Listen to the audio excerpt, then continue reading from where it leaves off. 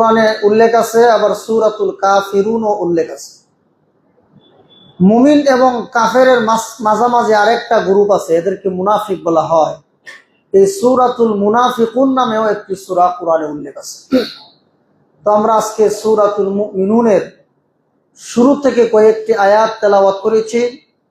এই আয়াতগুলোকে সামনে রেখে আপনাদের সামনে কিছু কথা বলার চেষ্টা করব। আল্লাহ যেন আমাকে কথাগুলো ইখলাসের সাথে বলার, আর আপনারা যারা শুনবেন আপনাদেরকেও যেন মহান আল্লাহ রাব্বুল আলামিন আমলের নিয়তে শোনার তৌফিক দেন। আমরা সবাই বলি আমিন। মুআজ্জাজ হাজিরিন, এই সূরাতুল মুমিনুনের শানে নুজুল হলো রাসূল করিম সাল্লাল্লাহু আলাইহি ওয়াসাল্লাম এবং সাহাবায়ে কেরাম ওনারা যখন নামাজ পড়তেন তখন আসমানের দিকে নামাজরত অবস্থায় মাঝে মধ্যে তাকাইতেন। নবীও তাকাইতেন, সাহাবায়ে কেরামও তাকাইতেন। তাদের এই অবস্থা দেখে আল্লাহ তাআলা সূরাতুল মুমিনুন নাজিল করে বলেন, ক্বাদ আফলাহাল মুমিনুন আল্লাযীনা হুম ফী সালাতিহিম খাশিউন। এর অর্থ হলো, আল্লাহ বলেন যে পরিপূর্ণ সফল মুমিন তো তারা যারা খুশু খুজুর সাথে নামাজ আদায় করে। এই আয়াতের মাধ্যমে আল্লাহ তাআলা পরিষ্কার করে দিলেন যে নামাজরত অবস্থায় আসমানের দিকে তাকানো, আশেপাশে তাকানো, বা আপনি নামাজ পড়তেছেন নামাজরত অবস্থায় কে সামনের দিক দিয়ে অতিক্রম করে গেল এগুলো দেখা, এগুলো সম্পূর্ণ নিষেধ। কারণ এর দ্বারা একজন নামাজির খুশু খুজু নষ্ট হয়। মুআজ্জাজ হাজিরিন, এই সূরাতুল মুমিনুনের প্রথম আয়াতগুলো এত গুরুত্বপূর্ণ। আল্লাহ রাব্বুল আলামিন সর্বপ্রথম আদমকে নিজ হাতে সৃষ্টি করলেন। কয়েকটি বস্তু আল্লাহ সরাসরি সৃষ্টি করলেন, হুকুমের দ্বারা নয়, বরং আল্লাহ নিজে কুদরতি হাতে সৃষ্টি করলেন। এর মধ্যে একটা হলো আদম আলাইহিস সালামকে আল্লাহ সৃষ্টি করলেন। 2 নম্বর হলো যে জান্নাতুল আদন নামে একটি জান্নাত আছে, ওই জান্নাতটা আল্লাহ নিজে সৃষ্টি করছেন।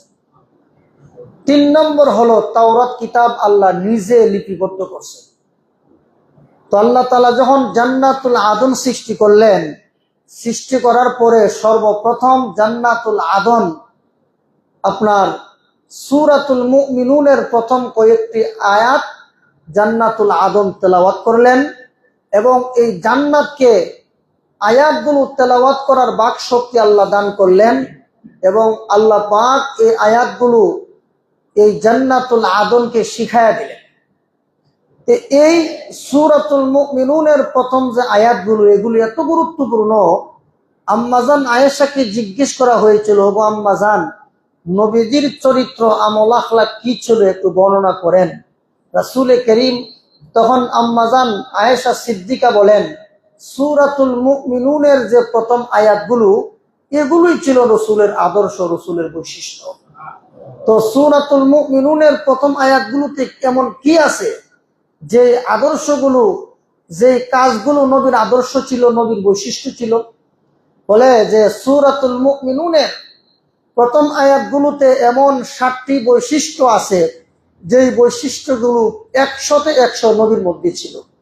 এজন্য আল্লাহ তাআলা আয়াত নাজিল করে রসুলকে এই বৈশিষ্ট্য অবলম্বন করাইলেন, এবং কিয়ামত পর্যন্ত সমস্ত মানুষ যেন এই বৈশিষ্ট্যের অধিকারী হয়ে যায়। সেজন্য আল্লাহ পাক এই 11টা আয়াত, সর্বপ্রথম যে 11টি আয়াত, এই আয়াতগুলোর মধ্যে শেষ আয়াতটি হলো আল্লাযীনা ইয়ারিসুনাল ফিরদাউসা হুম। আল্লাহ তাআলা বলেন যে যারা সূরাতুল মুমিনুনের প্রথম আয়াতগুলোর উপর আমল করবে এরা হবে জান্নাতুল ফিরদাউসের অধিবাসী। তো ওই আয়াতগুলো এত গুরুত্বপূর্ণ, এত বৈশিষ্ট্যমণ্ডিত, এবং এত আমাদের জন্য উপকারী, এই কয়েক গুণগুলো আমরা যদি আমল করতে পারি তাহলে আমরা কিন্তু পরিপূর্ণ মুমিন হতে পারবো। আমাদের সমাজে অনেক মুমিন আমরা আছি, কিন্তু নাম কেউ আসতে মুমিন, কিন্তু কাজে কর্মে আমরা প্রকৃত মুমিনের পরিচয় দিতে পারি না। এই জন্য মুমিন হওয়ার জন্য কয়েকটা ধাপ আছে।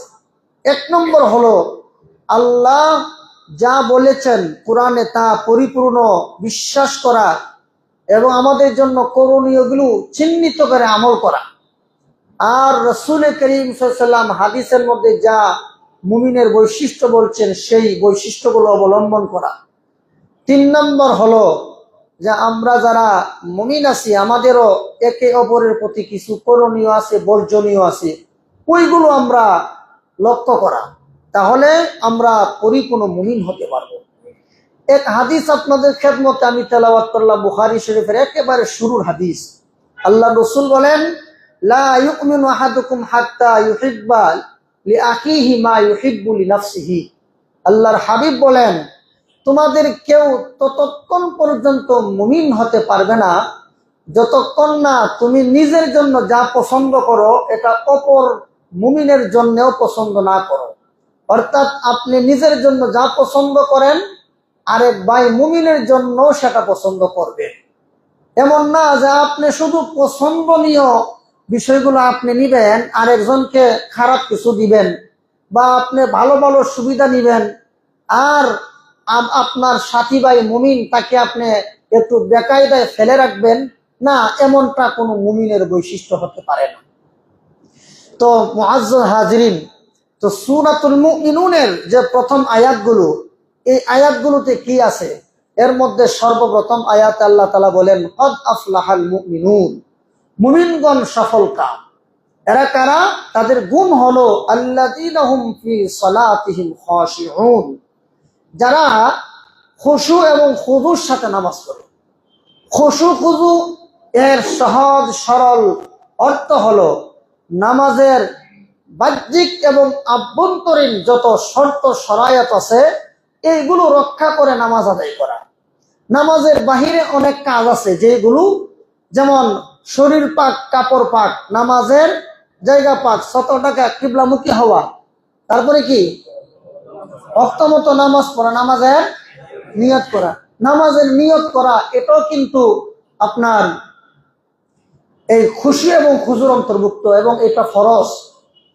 অনেকে নামাজের নিয়ত কেমনে করতে হয়, আমাদের অনেক মুসল্লি ভাইয়েরা আছে, ইমাম সাহেব যখন তাকবীর বলে নামাজ শুরু করে দেন, তখন এমন কিছু আমাদের মুসল্লি ভাইয়েরা আছেন যারা একটু বয়সের দিকে সিনিয়র, ওই আগে আপনাদের দেশে কিছু মুন্সি মৌলবীরা আপনাদেরকে কোরআন কিতাব শিক্ষা দিত,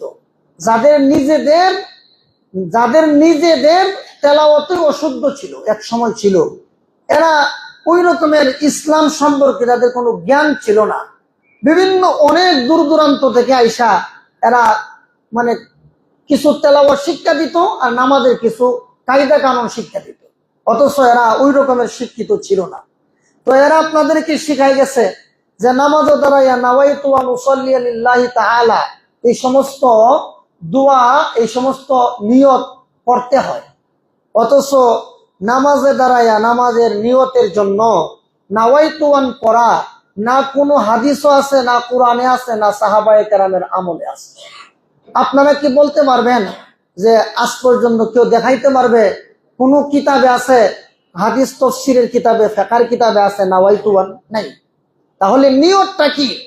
নিয়ত হলো আন নিয়াতু হিয়া আল ইরাদা, ইচ্ছা শক্তির নাম হলো নিয়ত।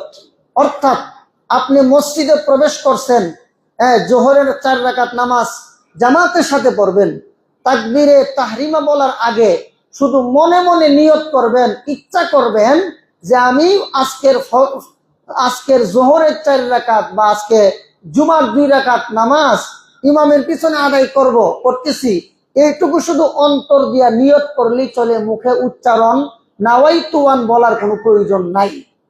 বরং অনেক ফুকাহায়ে কেরাম বলছেন যে নাওয়াইতু আন বলাটা বেদাতি কর্মকাণ্ড, কারণ সাহাবায়ে কেরামের জিন্দেগিতে এইগুলো পাওয়া যায় না এবং নবী শিক্ষাও দেন নাই।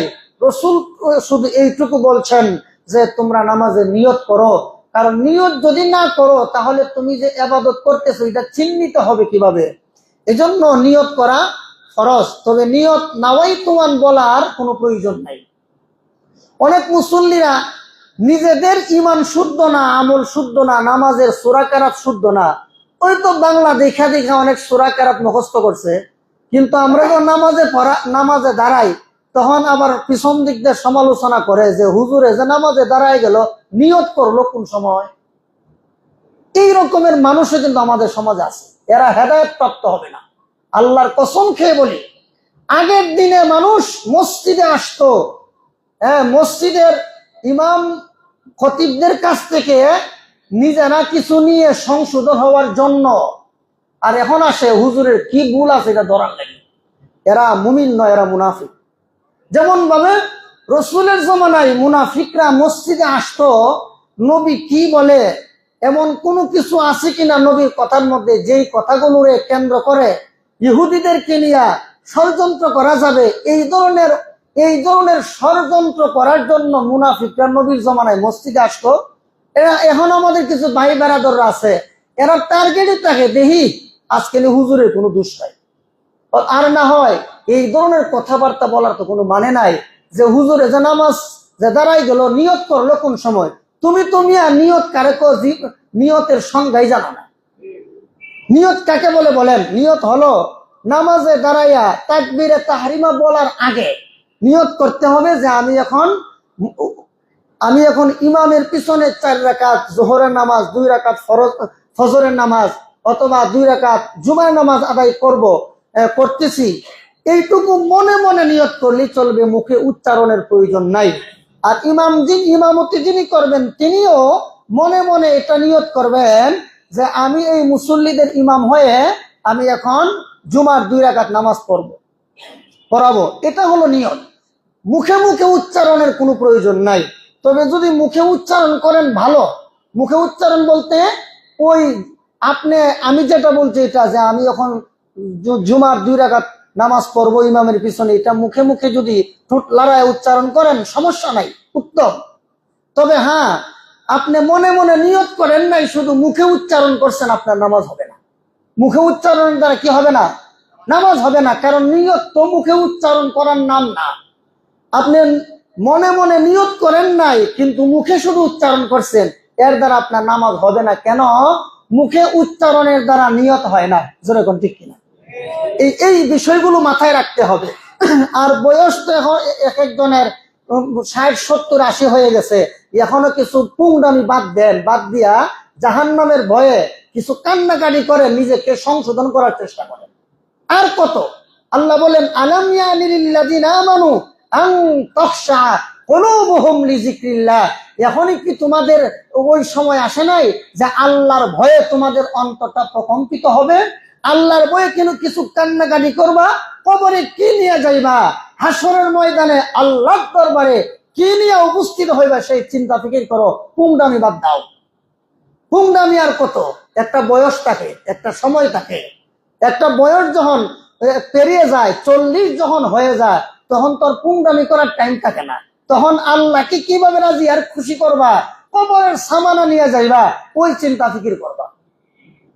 মুআজ্জিন হাজিরিন, আম্মাজান খাদিজাতুল কুবরা রাদিয়াল্লাহু আনহা, উনি একবার রাসূলের জন্য খাবার নিয়ে যাইতেছেন প্লেটে করে। এমত অবস্থায় জিবরিল আলাইহিস সালাতু ওয়াস সালাম এসে বললেন, ইয়া রাসূলুল্লাহ, খাদিজাকে স্বয়ং আল্লাহ সালাম দিয়েছে। আর জোরে কান। তো এত সম্মান আর মর্যাদার অধিকারী ছিলেন আম্মাজান খাদিজাতুল কুবরা রাদিয়াল্লাহু আনহা। এত সম্মান, এত ইজ্জত, রসুলের প্রিয়তমা স্ত্রী, এত ভালোবাসতেন রসুল। উনি যতদিন জীবিত ছিলেন, আল্লাহর হাবিব কোনদিন আর বিয়ে করে নাই। হযরত আয়েশা রাদিয়াল্লাহু আনহা বলেন, আমি একবার রসুল আমার পাশে ছিল, হঠাৎ করে তাকায় দেখি রসুল আমার পাশে নাই। কিরে, নবী গেল কোথায়? তিনি অন্যান্য স্ত্রীদের ঘরে অনুসন্ধান চালাইলেন, কোথাও তিনি পাইলেন না। পরে গিয়া দেখেন জান্নাতুল বাকিতে, তিনি গিয়া দেখেন ওখানে রসুল কান্নাকাটি করে। তখন আল্লাহ রসুল বলতেছিলেন, আয় আল্লাহ, কিয়ামতের দিন যখন মানুষ একে অপরকে ভুলে যাবে, সেদিন যেন আমার প্রিয়তমা স্ত্রী হযরত খাদিজাকে আমি হারিয়ে না যাই, ভুলে না যাই। আল্লাহ, তুমি আমার খাদিজাকে আমার সাক্ষাতের ব্যবস্থা করে দিও। এই কথা বলে রসুল কান্নাকাটি করতেছে। তখন হযরত আয়েশা সিদ্দিকা বলেন, হুজুর, আপনি তো এখন অনেক সুন্দরী এবং কম বয়সী স্ত্রী পাইছেন, এখনো কি ওই বুড়িটার কথা বলতে পারেন নাই? তখন আল্লাহ রসুল বলেন, হে আয়েশা, সাবধান, আর কোনোদিন আমার খাদিজার ব্যাপারে এই ধরনের কথাবার্তা বলবা না। তখন আল্লাহ রসুল কে আম্মাজান আয়েশা বললেন যে হুজুর, তাহলে খাদিজা সম্পর্কে কিছু কথা আমাকে শোনান। তখন আল্লাহ রসুল বলেন, আয়েশা শোনো, তুমি হইলা আমার সুখের দিনের সাথী, আর খাদিজা ছিল আমার দুঃখের দিনের সাথী। আমি যখন দাওয়াত ও তাবলীগের মেহনত করার জন্য বাড়ি থেকে বের হয়ে যেতাম, অনেক রাতে বাড়িতে ফিরতাম, আমি এসে আমি দরজার মধ্যে মানে করাঘাত করে বলতাম, ইয়া খাদিজা। তখন আল্লাহ রসুল খাদিজা বলতেন, লাব্বাইক ওয়া সাদাইক ইয়া রাসূলুল্লাহ, ওগো আল্লাহর হাবিব, আমি উপস্থিত। আমি জিজ্ঞেস করতাম, ও খাদিজা, তুমি ঘুমাও নাই? তখন হযরত খাদিজা বলেন যে হুজুর, আমি ঘরে ঘুমায় থাকবো আর আপনি বাড়িতে থাকবেন, এটা তো চরম বেয়াদবি হয়। আপনাকে রেখে আমি ঘুমিয়ে যাব, এটা তো হতেই পারে না। ইয়া রাসূলুল্লাহ, আপনি যতক্ষণ পর্যন্ত বাহিরে থাকেন ততক্ষণ পর্যন্ত আমি ঘুমাইতে পারি না। জোরে কোন সুবহানাল্লাহ। তাহলে খাদিজার সম্মান এবং মর্যাদা কম না বেশি? বেশি, মানে এত বেশি, আল্লাহ যাকে আল্লাহ নিজে সালাম দিয়েছেন। জোরে কোন সুবহানাল্লাহ। আম্মাজান খাদিজাতুল কুবরা রাদিয়াল্লাহু তাআলা আনহা, তিনি মৃত্যুবরণ করার আগে চোখের পানি ছেড়ে দিয়া কান্দিয়ার বলে, ইয়া রাসূলুল্লাহ, ইয়া হাবিবাল্লাহ, ওগো আল্লাহর নবী, আমি দুনিয়া থেকে বিদায় হয়ে গেলে আপনার কাফনে, আপনার জামা একটা আমাকে কাফন হিসেবে আপনি দিয়া দিয়েন। ওগো আল্লাহর হাবিব, আপনার জামা যদি আমার গায়ে থাকে তাহলে হয়তো কবর আমাকে চাপ দিবে না, কবর আমার উপর ভালো আচরণ করবেন। আল্লাহ রাসূল বলেন, ও খাদিজা, তুমি কেন চোখের পানি ছেড়ে দিয়া কান্দো? খাদিজাতুল কুবরা রাদিয়াল্লাহু আনহা বলেন, ইয়া রাসূলুল্লাহ, ইয়া হাবিবাল্লাহ, আল্লাহর নবী গো, আমার কবরের কোনো সামানা নাই, এই জন্য আমি কান্দি।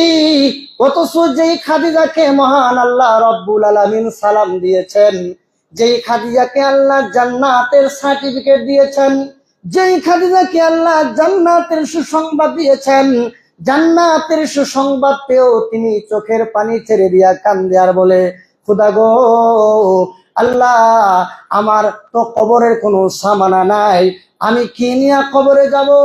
আল্লাহর নবীর স্ত্রী, জান্নাতের সার্টিফিকেট প্রাপ্ত একজন মহিলা, তিনি কবরের জন্য কান্দে।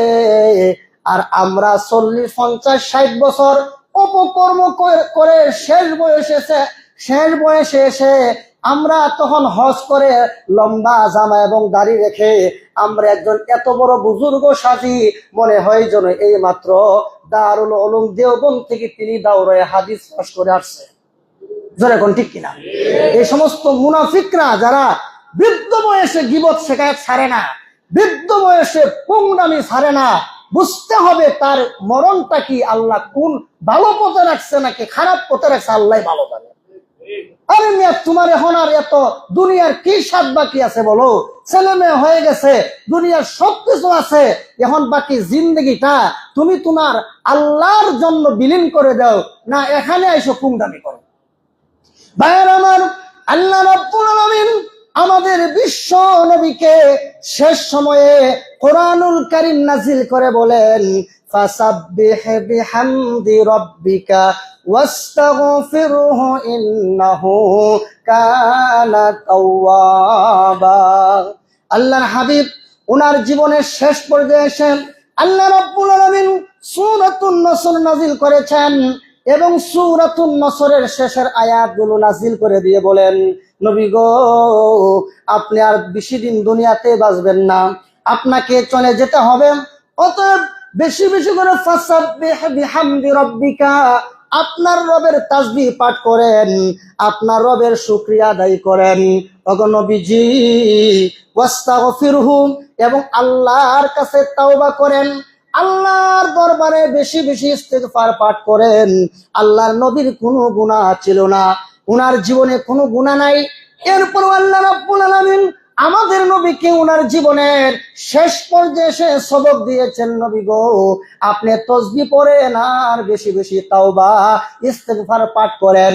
ভাইরা আমার, আল্লাহর হাবিব বলেন, আমি দৈনিক 100 বার আর কোন কোন বর্ণনা মতে আছে 70-এর অধিক তাওবা ইস্তেগফার পাঠ করি। আর কোন কোন বর্ণনা মতে আছে আল্লাহ রসুল বলেন আমি দৈনিক 100 বার আল্লাহর দরবারে তাওবা ইস্তেগফার পাঠ করি। আমি আপনি কি হুজুরের গুণ ধরেন, হায়া লজ্জা নাই? হ্যাঁ, আলেমদের সমালোচনা করেন, হায়া লজ্জা নাই? ইমানই কি নাই, তো ইমান থাকলে না হায়া লজ্জা? যার ভিতরে ইমানের লেশ মাত্র বাকি আছে এরা কোনোদিন জাতির শ্রেষ্ঠ সন্তান আলেমদের ব্যাপারে বাজে কমেন্টস করতে পারে না। বুঝতে হবে ইমান বরবাদ হয়ে গেছে, এই জন্য ব্যাক কমেন্ট করে জঘন্যতম মন্তব্য করে। আর না হয় তোমার ইতিহাস আর হুজুরের ইতিহাস দেখো, তোমার চেয়ে একটু হইলো ভালো আছে। জোরে কোন ঠিক কিনা? মুআজ্জাজ হাজিরিন, মুমিন হওয়ার জন্য কি করতে হবে? গুনাহ ছাড়তে হবে, নিজের কলব নিজেকে ইসলাহ করতে হবে। নিজের কলব সংশোধন করতে হলে, ইসলাহ করতে হলে আরেকজনের সমালোচনা করে হওয়া যায় না। নিজে গুনাহ এবং অন্যায় ছেড়ে দেওয়ার মাধ্যমে আপনি নিজেকে ইসলাহ করতে হবে। এজন্য সূরাতুল মুমিনুনের প্রথম যে আয়াতগুলো, সেই আয়াতগুলোর প্রথম আয়াত হলো আল্লাহ বলেন কদ আফলাহাল মুমিনুন আল্লাযীনা হুম ফি সালাতিহিম খাশিউন। পরিপূর্ণ মুমিন তো তারা যারা নামাজটা পড়ে খুশু খুজুর সাথে। খুশু খুজু মানে অর্থাৎ আপনার মনটাকে নামাজের ভিতরে ধরে রাখবেন আর অঙ্গ প্রত্যঙ্গকে রসুল যেইভাবে রাখতে বলেছেন সেইভাবে রেখে আপনি নামাজ পড়বেন। ওমা নামাজও দাঁড়াইছে, দেখা যায় দুইজনের মাঝখানে অর্ধ হাত ফাঁকা, এক হাত ফাঁকা। কেন? বারবার বলা হচ্ছে মান ওয়াসালা সাফান ওয়াসালাহুল্লাহ। কেউ যদি সফ কাতারকে সোজা করে, ফাঁকা বন্ধ করে, আল্লাহ পাক তার সাথে সম্পর্ক স্থাপন করেন। আর ওয়ামান কাতা সাফান কাতাহুল্লাহ, যারা কাতার থেকে বিচ্ছিন্ন হয় আল্লাহ পাক তাদের সাথে সম্পর্ক বিচ্ছিন্ন করে। আমরা এত বড় রোগী, এক একজন কত বড় রোগী যে আমার ঠান্ডা লাগে আমি ভিতরে আসি না। তো ঠান্ডা লাগে ভিতরে আসো না, ঠিক আছে বুঝলাম, তো সিগারেট খাও কেমনে? এই ঠান্ডা নিয়ে সিগারেট খান কেমনে? ঠান্ডা নিয়ে অন্য যে কাজ করলে ঠান্ডা লাগে ওই কাজ করি কেমনে? সিগারেট খাইলে কফ কাশি সর্দি হয় কিনা বলেন? বহুত সিগারেট খুরকে দেখা যায় সিগারেট খায়, কিন্তু সিগারেট খাওয়া ছাড়ে না, স্বাস্থ্যের জন্য ক্ষতিকর, ইসলামী নিষেধ, ওইটা করব। কিন্তু দেখা যায় একটু নামাজের কাতারটা মিল করে দাঁড়াবে, যেন আমার আল্লাহ আমার সাথে সম্পর্ক স্থাপন করেন। এখানে এসে অসুস্থ, এখানে এসে বিভিন্ন ধরনের মাসআলা দেন, উনি নিজেই মুফতি হয়ে যান। এই জন্য এই জাতির কপালে হেদায়েত নাই। তো নামাজ পড়বেন কেমনে? সামনে যে দুই কাতার ফাঁকা থাকে, এখানে খুশু খুশু হয়, কি বলেন? আল্লাহ বলেন, আল্লাহ রসুল বলেন যে তোমরা নামাজ পড়বা এমন ভাবে যেমন তুমি আল্লাহকে দেখতেছো। তুমি আল্লাহকে দেখবা কেমনে? তোমার সামনে তো দুই কাতার ফাঁকা, এই ফাঁকার ভিতরে শয়তান ঢুকবো, দুইটা তোমাকে কুমন্ত্রণা দিব, নামাজ থেকে তোমার মনটাকে দূরে সরায় দিবে। এজন্য আল্লাহ রসুল বলেন আনতা আবুদাল্লাহা কাআন্নাকা তারাহু ফাইন লাম তাকুন তারাহু ফাইন্নাহু ইয়ারাক। আল্লাহর নবী বলেন এমন ভাবে নামাজ পড়ো যেন তুমি আল্লাহরে দেখো। এই মনোভাব তৈরি না হলে কমসে কম আল্লাহ আমাকে দেখে, এই মনোভাব, এই ধরনের মন মানসিকতা নিয়ে নামাজ পড়তে হবে যে আল্লাহ আমাকে দেখতেছে, আল্লাহ আমাকে দেখতেছে। নামাজের মধ্যে যদি মনটা বাহিরে চলে যায়, সাথে সাথে ফিরাই আনতে হবে। আর এই কথা বলতে হবে যে সর্বনাশ, এই মন তুই বাহিরে যাস কেন? আমার আল্লাহ তো তোকে দেখতেছে, আল্লাহর সামনে জবাবদিহি করতে হবে। এইভাবে মনকে আবার নামাজের ভিতরে ফিরাই আনবেন। তাহলে মুমিনের যত গুণ আছে এর মধ্যে 1 নম্বর গুণ হলো সে খুশু খুজুর সাথে নামাজ আদায় করবে। 2 নম্বর قد أفلح المؤمنون الذين هم في صلاتهم خاشعون والذين هم عن اللغو معرضون। 2 নম্বর গুণ হলো আল্লাহ তাআলা বলেন যারা অনর্থক কথা এবং কাজ ছেড়ে দেয়। অনর্থক কথা, অনর্থক কাজ যারা ছাড়বে তারা মুমিন। আমরা আজকে অনর্থক কাজে বেশি, অনর্থক কথাই বেশি। আজকে দেখলাম ফজর নামাজের আধা ঘন্টা 1 ঘন্টা আগ থেকে এই রাস্তা পোলাপান ভর্তি, ফুটবল নিয়ে যাইতেছে। ফজরের নামাজের আগে ফুটবল খেলা, এটা কি আসলে কোনো কাজের কাজ না অনর্থক কাজ? হ্যাঁ, সারা রাত ও ঘুমা। আবার দেখা যায় ফজর নামাজের আগে মিছিল দিয়া যায় ফুটবল খেলতে। আহা, তোমাদের উচিত ছিল ফজরে নামাজ পড়া, কইরা অন্য কাজ করা। তোমরা নামাজ তো দূরে খুশু খুজুর সাথে নামাজ তো পড়ে, নামাজই পড়ে নাই, মসজিদে আসে নাই, অনর্থক কাজে লিপ্ত হয়ে গেছো। সুতরাং তোমরা পরিপূর্ণ মুমিন না। তাহলে অনর্থক কাজ ছাড়তে হবে, অনর্থক কথা ছাড়তে হবে। এক হাদিস আল্লাহর নবী বলেন, মিন হুসনি ইসলামিল মারই তারকুহু মা লা ইয়ানিহি। আল্লাহর রাসূল বলেন, একজন মুসলমানের জীবনের উত্তম কাজ হইল সে অনর্থক কথা ছেড়ে দেয়। অনর্থক কথা যে ছাড়লো না সে প্রকৃত মুমিন হতে পারবে না। অনর্থক কথা যে ছাড়তে পারবে না সে প্রকৃত মুমিন হতে পারবে না। অনর্থক কথা যে ছাড়তে পারবে না সে কখনো মুমিন হতে পারে না। মুআজ্জাজ হাজিরিন, 1 নম্বর হলো খুশু খুজুর সাথে নামাজ পড়া, 2 নম্বর হলো অনর্থক কথা এবং কাজ ছেড়ে দেওয়া, 3 নম্বর ওয়াল্লাযীনা হুম লিয-যাকাতি ফাইলুন। 3 নম্বর হলো আল্লাহ যাদেরকে অর্থ সম্পদ দিয়েছেন এই অর্থ সম্পদ থেকে তাদের উপর যে যাকাত ধার্য করা হয়েছে সেই যাকাত আদায় করা। এই যাকাতে বয়ান আজকে না, যাকাত গুলো আপনারা দিচ্ছেন রমজান মাসে, আবার ইনশাল্লাহ অন্য সময় এটা বিস্তারিত আলোচনা হবে। এর কয়টা গেল? 1 নম্বর খুশু খুজুর সাথে নামাজ পড়া, 2 নম্বর এই একজনও কয় না অনর্থক কথা এবং কাজ ছেড়ে দাও। কথা না, শুধু কাজও এখানে যুক্ত করতে হবে। অনর্থক কথা এবং কাজ, যেমন তাস খেলা অনর্থক কাজ, ক্যারামবোর্ড খেলা অনর্থক কাজ, এই রকমের ডাবা খেলা অনর্থক কাজ। আবার এখানে যদি জুয়া সামিল হয় তাহলে আরো মারাত্মক। জোরে কোন ঠিক কিনা? একটা হইলো পেশাব আর একটা হইলো পায়খানা। অনর্থক কাজ হইলো পেশাবের মতো, জুয়া হইলো পায়খানার মতো। তখন পেশাব আর পায়খানার দুটোটা মিলছে একসাথে, তাহলে অবস্থাটা কি হবে এবার চিন্তা করেন। তো একটা হলো অনর্থক কথা আর একটা অনর্থক কাজ। অনর্থক কথাও বলা যাবে না, অনর্থক কাজও করা যাবে না। করা গেল 2টা। 3 নম্বর যাকাত আদায় করা, যাকে আল্লাহ যতটুকু সামর্থ্য দিছে, যদি যাকাত ফরজ হয়ে থাকে যাকাত পাই টু পাই হিসাব করে আদায় করা। করা গেল 3টা। 4 নম্বর ওয়াল্লাযীনা হুম লিফুরুজিহিম হাফিজুন, যারা তাদের লজ্জাস্থানকে হেফাজত করে। লজ্জাস্থান হেফাজত করার ব্যাখ্যা হলো যে তুমি তোমার যৌন চাহিদা হারাম পন্থায় যৌন চাহিদা মিটাবা না, হালাল পন্থায়। এরপরে আয়াত আল্লাহ বলেন, ইল্লা আলা আসওয়াজিহিম আও মা মালাকাত আইমানুহুম ফাইন্নাহুম গায়রু মালুমিন। 4 নম্বর গুণ হলো যারা যৌন চাহিদা হারাম পন্থায় মিটায় না, স্ত্রীদের কাছে গিয়া যৌন চাহিদা হালাল পন্থায় মিটায় এরা। আর যারা হারাম পন্থায় অপকর্ম করো, ভালো রকম মনে রাখতে হবে আল্লাহ পাক কিয়ামতের দিন জান্নাত থেকে আপনাকে বঞ্চিত করবে। 4টা গেল। 5 নম্বর হলো ওয়াল্লাযীনা হুম লিআমানাতিহিম ওয়া আহদিহিম রাউন। 5 নম্বর হলো যার কাছে যে আমানত আছে সেই আমানত তার আহলের কাছে পৌঁছায় দেওয়া। আল্লাহ আমাদেরকে অনেক আমানত দিয়েছেন, আল্লাহর আমানত আল্লাহর কাছে ফিরায় দেওয়া। অনেক মানুষের আমানত আমার কাছে আছে, আমার কাছে যার যার আমানত আছে সেই আমানত গুলো ফিরায় দেওয়া। এটা হলো একজন মুমিনের 5 নম্বর দায়িত্ব। একজন মুমিনের 5 নম্বর গুণটা কি বলেন?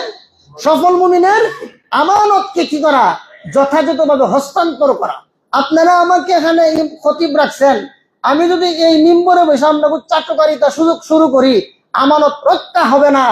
এই মিম্বর থেকে দৃপ্ত কণ্ঠে একমাত্র আল্লাহর ভয় আর ভালোবাসা নিয়ে দুনিয়ার সমস্ত ভয়কে পদদলিত করে হকের কথা এখান থেকে বলতে পারলেই আমি আমার আমানত রক্ষা করলাম, আমি আমার আমানত যথাযথভাবে পৌঁছায় দিতে পারলাম। এখানে বসে যদি মুসল্লিদের চাটুকারি, কমিটির চাটুকারি, দলীয় নেতা নেত্রীদের চাটুকারি করি, আমার মতো লোক ইমাম হওয়ার যোগ্যতা রাখি না, আমি আমানত রক্ষা করতে পারবো না। আল্লাহর কাছে আমাকে জবাবদিহি করতে হবে। আমার জিহ্বাকে আগুনের কেচি দিয়া কাটা হবে। তাহলে আমানত, যার কাছে যার আমানত আছে সে আমানত রক্ষা করতে হবে। কয়টা গেল? 5টা। 6 নম্বর, ওয়াহদিহিম রাউন, অঙ্গীকার রক্ষা করা। অঙ্গীকার যদি হয়, আল্লাহর সাথে আমি অঙ্গীকার করছি, আল্লাহ আমি 5 ওয়াক্ত নামাজ পড়বো, আমি হালাল খাবো, হারামের কাছে যাব না, শরীয়তের বিধান মানবো, এটা হলো আল্লাহর সাথে আমার অঙ্গীকার। এই অঙ্গীকার রক্ষা করতে হবে। অঙ্গীকার যেমন ভাবে আল্লাহর সাথে রক্ষা করতে হয়, ঠিক তেমনি ভাবে অঙ্গীকার এই নেতারা জনসাধারণের সাথে অঙ্গীকার রক্ষা করতে হবে। আপনি যে যে দায়িত্বে আছেন, আপনি একটা মিল ফ্যাক্টরির মালিক, আপনি যে অঙ্গীকার করেছেন আপনার শ্রমিকদের সাথে, সেই অঙ্গীকার রক্ষা করতে হবে। অর্থাৎ যার সাথে যে অঙ্গীকার চুক্তিবদ্ধ হয়েছে, যে চুক্তিবদ্ধ করা হয়েছে, সেটাকে রক্ষা করতে হবে। কয়টা গেল? 6টা। 7 নম্বর হলো আল্লাহ তাআলা বলেন, ওয়াল্লাযীনা হুম আলা সালাতিহিম ইউহাফিজুন, যারা সময় মতো, ওয়াক্ত মতো নামাজ পড়ে, মুস্তাহাব সময়ে নামাজ পড়ে, ইউহাফিজুনাহা, ইউহাফিজুনের অর্থ ইউকিমুনাহা আলা আওকাতিহা, অর্থাৎ যে ব্যক্তি সময় মতো, ওয়াক্ত মতো, মুস্তাহাব সময়ে 5 ওয়াক্ত নামাজ পড়বে, এরা এই হলো 7 নম্বর। এইভাবে 7টা সিরিয়াল রক্ষা করে, এবং এই 7টা গুণ যদি আমরা অর্জন করতে পারি, আল্লাহর পক্ষ থেকে কি পুরস্কার। এরপরে আয়াত আল্লাহ তাআলা বলেন, উলাইকা হুমুল ওয়ারিসুনাল্লাযীনা ইয়ারিসুনাল ফিরদাউসা হুম ফিহা খালিদুন, এরাই হবে জান্নাতুল ফিরদাউসের অধিকারী, এবং জান্নাতুল ফিরদাউসে তারা চিরকাল, অনন্তকাল অবস্থান করবে। তাহলে আমরা যদি আল্লাহর সাথে এই ওয়াদাগুলো রক্ষা করতে পারি, এই গুণগুলো যদি অর্জন করতে পারি, তাহলে আমার আপনার ঠিকানা কোথায় হবে? আল্লাহ পাক বলেন তোমার ঠিকানা হবে জান্নাত। আল্লাহ বলছেন জান্নাতের উত্তরাধিকারী হবে। উত্তরাধিকারী মানে, অর্থাৎ একজন বাবা মারা যাওয়ার পরে তার সন্তানরা যেমন তার সম্পদের উত্তরাধিকারী হওয়া নিশ্চিত, এর মধ্যে যেন কোনো সন্দেহ নাই। এই কথা বোঝানোর জন্য আল্লাযীনা ইয়ারিসুনা শব্দ ব্যবহার করছেন। অর্থাৎ কেউ যদি এই 7টা গুণ রক্ষা করে চলতে পারে, তার জন্য মহান আল্লাহ রাব্বুল আলামিন জান্নাতুল ফিরদাউসকে আল্লাহ সুনিশ্চিত করেছেন। অর্থাৎ এই গুণগুলো যারা অর্জন করবে, এদের জন্য জান্নাতুল ফিরদাউস সুনিশ্চিত। জোরে কোন সুবহানাল্লাহ। তাহলে এই গুণগুলো কি কি? 1 নম্বর হলো খুশু-খুজুর সাথে নামাজ পড়া, 2 নম্বর হলো অনর্থক কথা ও কাজ ছেড়ে দেওয়া, 3 নম্বর কাজ হলো যাকাত আদায় করা, 4 নম্বর হলো জিনা ব্যভিচার না করা, 5 নম্বর হলো আমানত রক্ষা করা, 6 নম্বর অঙ্গীকার রক্ষা করা, 7 নম্বর ওয়াক্ত মতো নামাজ পড়া। এই 7টা গুণ যদি কোন মুমিন, যে কোনো যুগের মুমিন, যে কোনো সমাজের মুমিন, বংশ উঁচু না নিচু, শিক্ষিত বেশি নাকি কম শিক্ষিত, আল্লাহ দেখবেন না। আল্লাহ বলেন এই 7 গুণ যারা রক্ষা করবে, আল্লাযীনা হুম ইয়ারিসুনাল ফিরদাউস, এরাই হবে জান্নাতুল ফিরদাউসের উত্তরাধিকারী। কয়টা গুণ বলেন তো? কি কি? 1 নম্বর খুশু-খুজুর সাথে নামাজ পড়া, 2 নম্বর অনর্থক কথা ও কাজ ছেড়ে দেওয়া, 3 নম্বর যাকাত দেওয়া, 4 নম্বর জিনা না করা, সহজ সরল ভাষায় জিনা না করা, 5 নম্বর আমানত রক্ষা করা, 6 নম্বর ওয়াদা রক্ষা করা, 7 নম্বর ওয়াক্ত মতো নামাজ পড়া। দেখেন শুরুও করছেন নামাজের কথা দিয়া, শেষও করছেন নামাজের কথা দিয়া। কেন? কারণ আল্লাহ পাক এখানে বুঝাইতে চাইছেন যেই ব্যক্তির জীবনে নামাজ নাই, তার জীবনের শুরু নাই শেষ নাই, তার পুরাটাই ক্ষতিগ্রস্ত, এই ব্যক্তি সফলতার মুখ দেখবে না, না দুনিয়াতে শান্তি পাবে না পরকালে শান্তি পাবে। এই কথা বোঝানোর জন্য আল্লাহ প্রথমে শুরু করছেন নামাজের কথা দিয়া, শেষও করছেন নামাজের কথা দিয়া। অর্থাৎ একজন মুমিনের আগা ঘুরায় শুরু এবং শেষ সবকিছু হতে হবে নামাজ আর নামাজ। এখন এই নামাজ পড়তে হবে কিসের মাধ্যমে? খুশু এবং খুজুর মাধ্যমে। খুশু খুজু মানে নামাজে দাঁড়াইলাম, ব্যবসা বাণিজ্যের কথা না, দুনিয়া আজে বাজে কথা নিয়ে নামাজে দাঁড়াবো না, বরং নামাজে দাঁড়াবো আমরা এমন ভাবে যে আল্লাহ আমাকে দেখতেছে, আল্লাহ আমাকে দেখতেছে, আল্লাহ আমাকে দেখতেছে। এই মনোভাব নিয়ে যদি নামাজ পড়তে পারেন, এই নামাজ আল্লাহ খুব ভালোবাসে, এই নামাজ খুব পছন্দ করে। আরে ভাই, নামাজ তো আল্লাহ তাআলা নামাজি দেখেন না, আল্লাহ খুশু খুজুওয়ালা নামাজি দেখে। নামাজি তো বহুতই আছে, এর মধ্যে যারা খুশু খুজুওয়ালা নামাজি এদেরকে আল্লাহ খুব ভালোবাসে। যাদের নামাজের মধ্যে ভয় আছে, যাদের নামাজের মধ্যে আল্লাহর ভয়, যার নামাজের মধ্যে বিনয়ী, যার নামাজের মধ্যে একাগ্রতা, যার নামাজের মধ্যে শর্ত শরীয়ত রক্ষা হয়, আল্লাহ পাক তার নামাজটাকে খুব পছন্দ করে, খুব ভালোবাসে। এই জন্য নামাজও দাঁড়াইয়া আমরা দুনিয়ার সমস্ত কর্মকাণ্ড আমরা আমাদের হিসাব কিতাব আমাদের মনে হয় কেন? এর দ্বারা বোঝা যায় যে শয়তানের বিশাল বাহিনী আমাদের উপর হামলা করছে, আমাদের অন্তরের উপর হামলা করছে, আমাদের জ্ঞানটাকে ছিনায় নিয়ে গেছে। এজন্য আবার আপনার মনটাকে নামাজে হাজির করতে হবে। এজন্য নামাজের ব্যাপারে অনেক মাসলা মাসাইল, আমরা অনেক মাসলা মাসাইল জানি না। এজন্য দীর্ঘদিন আগে আমরা মসজিদে একটা নামাজের ট্রেনিং এর ব্যবস্থা করছিলাম। আবার এই সময় হয়ে গেছে, দেখেন প্রত্যেক মাসে একটা ইসলামী মাহফিলের আয়োজন করি, এখানে আপনাদের কিছু শিখানোর ব্যবস্থা করা হয়, কিন্তু আমরা উপস্থিত থাকি না, এশার নামাজটা পরেই চলে যাই। তো ভাই, মাসে একদিন দ্বিতীয় শুক্রবার এশার নামাজের পরে ঘন্টাখানেক সময় একটু দেন, চায়ের দোকানে না বসা, বন্ধু বান্ধবের আড্ডায় না পড়ে, আল্লাহর ভালোবাসায় কিছু দিনই আলোচনা শোনার জন্য, দিন শিখার জন্য একটু সময় দেন না ভাই। আল্লাহ রসুল বলেন, মাজলিসু ফিকহিন খায়রুম মিন ইবাদাতি 60 সানা। রসুল বলেন, একটা ফিকহের মজলিস 60 বছর নফল বন্দেগী করলে যে সওয়াব পাওয়া যায়, একটা ফিকহের মজলিসে বসলে এর চেয়ে বেশি সওয়াব পাওয়া যায়। তাহলে এখানে আজকে নামাজের মাসলা মাসাইল নিয়ে আলোচনা হবে, নামাজের ট্রেনিং হবে। তো আপনারা ইনশাল্লাহ থাকবেন, ওখান থেকে কিছু মাসলা মাসাইল জানতে পারবেন।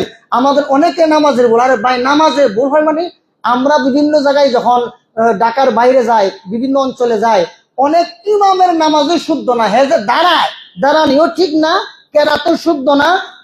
এরপরে দেখা যায় এদের সাথে আলোচনা করলে মনে হয় যে ইমামই নেই। বহুত বহুত ইমাম আছে বাংলাদেশে, এদের ইমান আছে কিনা হে নিজেও জানে না। বহুত গ্রামগঞ্জে বন্ড এলাকা কিছু ইমাম আছে। তাইলে এই যে অবস্থা আমাদের নামাজের, তাহলে এইগুলো ঠিক যদি না করি, তাহলে আমার দুনিয়াও বরবাদ, আখিরাতও বরবাদ। এই জন্য সবার, আমরা অনেক মাসালা বুঝি না, আমাদের বড়দের থেকে আমরা বুঝার চেষ্টা করি। আমাদের বড় যারা আছে, মুরব্বী যারা আছে, উস্তাদ সমতুল্য যারা আছে, আমরাও তাদের কাছে যাই, তাদের শরণাপন্ন হই যে হুজুর এই মাসআলাটা বুঝতেছি না, তো আমরা বুঝার চেষ্টা করি। তো আমরা ইনশাল্লাহ আজকে কমসে কম আমরা যেন এই নামাজের মাসআলাগুলো কিছু জানতে পারি এবং আজকে যেন একটা ট্রেনিং গ্রহণ করতে পারি ইনশাআল্লাহ। আর নামাজে দাঁড়ানোর আগে আমরা অবশ্যই খেয়াল করব যে আমার পাশে আরেকজন যিনি আছেন, ওনার কাঁধের সাথে আমার কাঁধ লাগা আছে কিনা। যদি দেখা যায় ফাঁকা আছে, এটা করবেন না, কাঁধের সাথে কাঁধ মিলায় দাঁড়াইবেন। আবার এমনটা কইরেন না যে আরেকজনের ফাওয়ার সাথে ফাও লাগাই দিবেন, এটা পাওয়ার সাথে পাও লাগাবেন না, কাঁধে কাঁধ লাগাইবেন। পাও মিলে দাঁড়ানোর ব্যাখ্যা আরেকজনের পাওয়ার সাথে লাগায় না, এটা তো শয়তানি। কইরা নাকি হাদিস আছে, এমন কোন মার পুত জন্ম হয় নাই দুনিয়াতে, আল্লাহ নবী বলে গেছেন আরেকজনের পাওয়ার সাথে তোমার পাও লাগাই দাঁড়াও, এটা তো নোংরামি।